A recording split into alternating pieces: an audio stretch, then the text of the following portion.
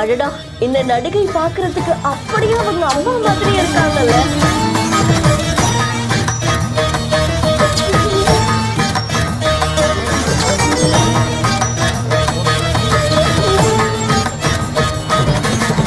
அவ்வளவு அழகா ட்ரெடிஷ்னலா ஏழுமலையான தரிசனம் செய்யறதுக்காக வந்திருக்காங்க.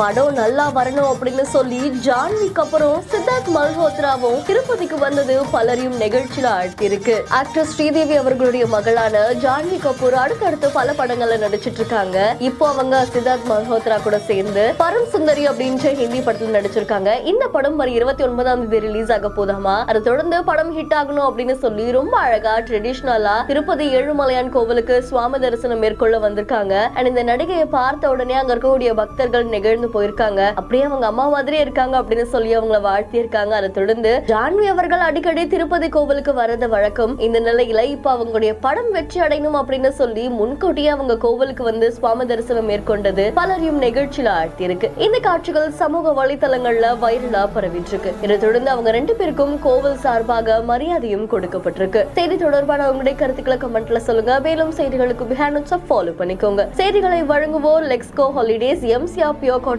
Club, doctor Srivarma wellness.